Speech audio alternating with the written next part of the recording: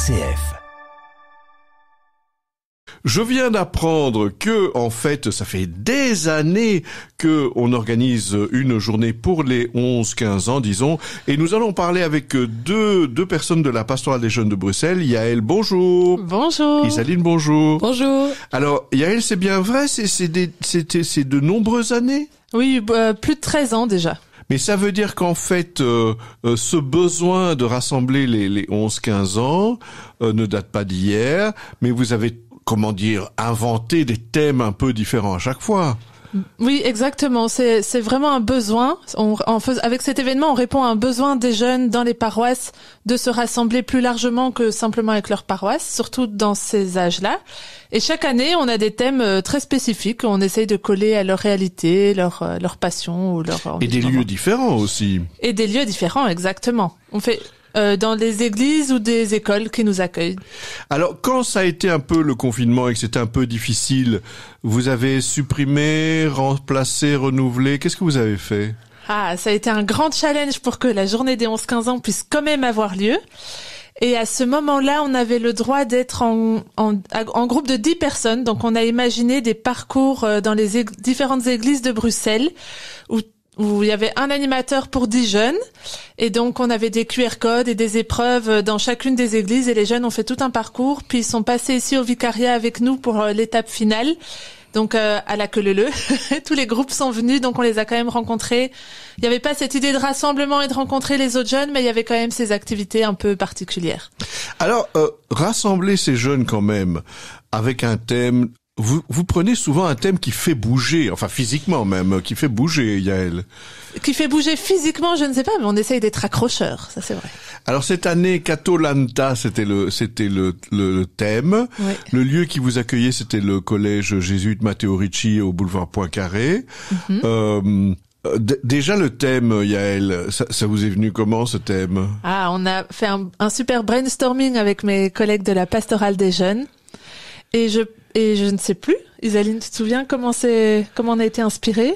Je pense que c'est toi, Yaël, qui est venue avec l'idée. Oui, j'ai souvent des bonnes idées. Et voilà. Et on s'est dit, yes, on va faire ça, surtout avec le petit jeu de mots. Mais c'est parce que c'est un jeu, ça fait référence à une émission de télé. Où il y a un jeu. Koh-Lanta, donc oui, qui existe aussi déjà depuis des années. Donc c'est des personnes qui se retrouvent sur une île et ils ont des épreuves plutôt physiques à faire. Et alors il y a toujours cette épreuve du conseil où ils disent un peu des choses mesquines les uns sur les autres et enfin voilà. Et on trouvait que la version Catolanta était vraiment sympa et le thème, enfin le grand thème c'était Catolanta, mais le sous-thème c'était ferez-vous les bons choix. Donc c'était sur les choix qu'on était accueillis dans un collège jésuite, toute la spiritualité ignatienne et tout ce que Saint Ignace nous a apporté sur cette Alors sagesse. Isaline, évidemment, allez, qu'est-ce qu'on peut dire? Il y avait combien de personnes, plus ou moins, on va pas... Plus ou moins 140 jeunes. Oui. Répartis en groupes? Répartis en différents groupes. Et en fait, la particularité de cette année, c'était que les groupes étaient mélangés. Donc en fait, ils restaient pas entre leurs UP. Ils ont vraiment fait les différents défis et les ateliers du matin en groupe avec des jeunes qui connaissaient pas. Et donc ça c'est chouette parce qu'ils rencontrent de nouvelles têtes. Ça veut dire qu'à l'occasion d'une activité physique et puis d'un partage, on peut arriver à connaître des jeunes de l'autre côté de Bruxelles ou des jeunes qu'on n'imaginait pas du tout. C'est ça, et c'était un peu le but aussi grâce à ces jeux et ces défis challenge un peu sportifs, où il faut un peu montrer le meilleur de soi-même, etc., et compter sur les autres, de justement faire des nouvelles rencontres à travers ces défis-là. Mais alors Yaël, les jeunes de Bruxelles, le moins qu'on puisse dire, c'est qu'ils sont pas tous les mêmes, hein, parce que il y a des différences de lieux, il y a des différences d'églises, des différences sociales, même parfois linguistiques, parce que ils parlent des langues à l'origine qui sont différentes. Il y a des différences aussi au niveau de l'éducation, des valeurs. Toutes ces différences-là, vous arrivez à les brasser comment? Ah ben, c'est très représentatif de la population bruxelloise, notre journée des 11-15 ans. On a même des 10 jusqu'à 18 ans, de toutes les couleurs et parfois de toutes les langues aussi, parce qu'on a les communautés d'origine étrangère qui viennent avec leurs jeunes aussi. Cette année, on avait aussi des Melkites qui étaient là. Et c'est très chouette et tout le monde arrive à faire église ensemble et à être heureux de rencontrer l'autre dans sa richesse. Parce qu'on a ces activités, justement. Oui, c'est ça. Et ils sont brassés et ça se fait très très bien. Et alors, Isaline, honnêtement, ça vous prend un temps fou de préparer ce genre de choses? Oui, c'est vrai que ça nous a pris pas mal de temps. Qu'est-ce de qui est préparation compliqué? en Qu'est-ce qui est amont. compliqué? Surtout, en fait, pour moi, c'était la première fois, vu que je travaille ici depuis novembre. Donc, j'étais très contente d'être en binôme avec Yael, qui a un vrai skill pour l'organisation. Et donc, en fait, pour moi, tout a fait un peu sens en voyant le jour J. Ok, donc ces affiches, on a besoin pour cette activité-là. Les animateurs, les bénévoles qui nous aident, ils arrivent, ils reçoivent une enveloppe avec tout écrit de A à Z et ils doivent tout simplement le mettre en place. Donc déjà ça, il faut prévoir toutes les petites cartes pour les jeux. Mais il faut connaître l'endroit quand même un peu. Et connaître l'endroit. Et donc heureusement, on a pu visiter les lieux 2 fois à l'avance grâce à des bénévoles qui travaillent là. Donc ça, c'était nécessaire, je pense, pour visualiser les différents endroits des jeux. Alors, évidemment, dès 11-15 ans, bon, ils sont moins autonomes que d'autres jeunes, comme les jeunes des JMJ ou ce genre de choses. D'un autre côté, j'imagine que ça doit être aussi des jeunes de maintenant, Yael. Alors, maintenant, les jeunes de 11-15 ans, ils ressemblent à quoi par rapport à ce qu'ils étaient il y a 10 ans, par exemple, ou à l'époque où vous aviez 11-15 ans? Intéressant. Comme moi, je pense que des jeunes de 11-15 ans d'il y a 10 ans, c'est encore un peu les mêmes aujourd'hui, avec un téléphone en plus, j'ai envie de dire. Mais ils les ont pas trop sortis aujourd'hui. Ce qui est très chouette avec cette tranche d'âge, c'est qu'ils sont vraiment enthousiastes. En tout cas, cette année, Koh-Lanta, ça les inspirait très fort. Le grand jeu, c'était une course contre la montre et il fallait faire des épreuves un maximum d'épreuves en un minimum de temps. Et donc, les ados couraient, il y avait les animateurs qui couraient derrière. Et le goût du jeu, c'est important. Le goût du jeu, c'est important. Le fait de bouger, d'être actif plutôt que passif et réceptif. Ça, c'est une dimension qui est vraiment importante aussi. Même si on veut leur transmettre un message, il faut arriver à le faire par le jeu et par ce que les jeunes vont pouvoir faire en action. Voilà.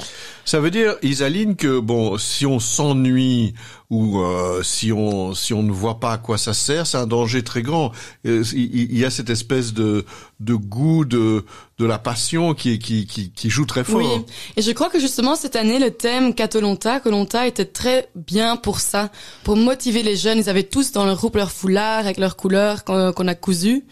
Donc il y avait plein de petites mise en situation comme ça qui accentuait cette idée de défi, de course contre la montre, de pour le plus vite et de concurrence parce qu'il y avait des défis en équipe duo et ça c'est chouette, ça rajoute cette adrénaline. Mais justement, bon, vous n'avez pas besoin d'adrénaline en plus parce que vous avez déjà plein de choses à faire. Mais d'un autre côté, bon, ça a dû vous faire du bien, Isaline, de participer à cette journée. Nous, on était plutôt coordinateurs, donc on surveillait de loin. Mais c'est vrai que le matin, j'ai pu donner un atelier artistique où ils décorent un t-shirt personnel. Et ça, c'était super chouette d'être avec les jeunes et de voir comment ils se mettent en peine et que c'est important pour eux. Et vous, Yael, comment est-ce que vous avez vu ça? Parce que, bon, les animateurs, ils sont, 5 ou 6 ans plus âgés que ces jeunes-là, ou au moins. Pas toujours. Pas toujours. Ouais. Mais qu'est-ce que ça vous fait de participer avec ces jeunes de 11-15 ans?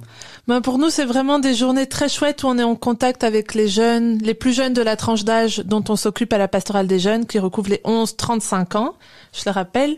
Et donc non, c'est vraiment une journée qui nous demande beaucoup de préparation et de travail, mais qui nous remplit aussi d'énergie et de joie parce qu'on est au contact du coup des jeunes du terrain et de leurs animateurs, qui sont parfois bien plus âgés que ce que vous pouvez penser.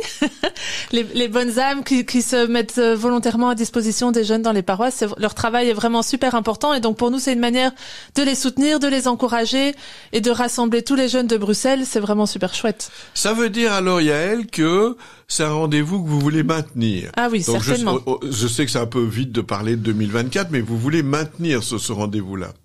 Effectivement, ça a lieu tous les ans depuis plus d'une décennie et ce sera pas demain que ça s'arrêtera, je pense. Mais alors, quand ils retournent dans leur paroisse, Yael, ils ont participé à votre super journée, ils reviennent avec quoi? Chaque année, on leur transmet déjà un savoir. Là, on espère qu'ils ont retenu des choses sur dans la manière de pouvoir faire les choix.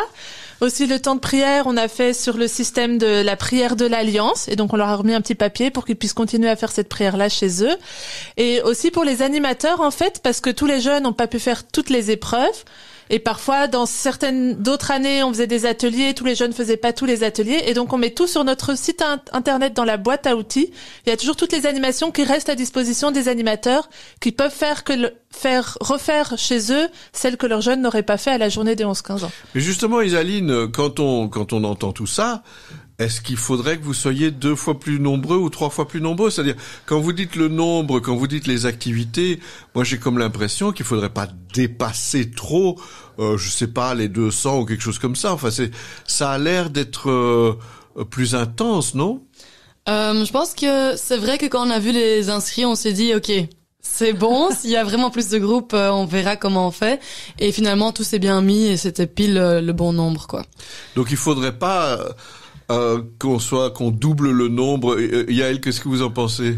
Mais je pense qu'on peut s'adapter. Si demain ils sont 300 au lieu de 150, on fera peut-être autrement les activités, mais ce sera quand même l'idée aussi du jeu et l'idée du partage. Oui, exactement. De la rencontre de l'autre, de l'amusement, de vivre un bon temps, et on fait toujours aussi un temps de prière adapté aux jeunes, et ça je pense que c'est très important. Cette année, il y a des jeunes qui nous ont même dit qu'ils étaient pas déçus mais étonnés, parce que l'année dernière il y a eu des témoignages et ça les avait vraiment fort marqués, et cette année ils s'attendaient du coup aussi à des témoignages, mais il y en avait pas cette année, et donc aussi on rebondit, on fait en fonction de leurs besoins, et on essaye que je sois quand même aussi à chaque fois un peu différent pour qu'ils soient toujours étonnés, surpris. Et donc, voilà. ce sera l'année prochaine encore une fois vers le début du mois de mars, comme cette année-ci, c'est à peu près la même période. C'est à peu près fin de l'hiver, début du printemps, voilà. Voilà. Et février, alors, mars. L'endroit de Bruxelles, vous verrez bien. Exactement. Le thème, le style, vous verrez bien, mais c'est surprise pour vous aussi. Et puis, mais on voit bien que c'est cette tranche d'âge-là. En tout cas, merci beaucoup à Yael et à Isaline de nous avoir présenté cette journée Catolanta qui a eu lieu au début du mois de mars ici au collège Matteo Ricci, au boulevard Poincaré. Et rendez-vous l'année prochaine. Merci à toutes les deux. Merci.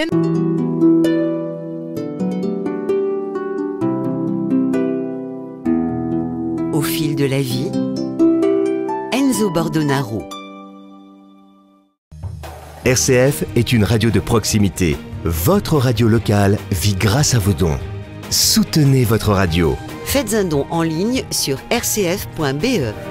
Radio Don RCF, la joie de donner.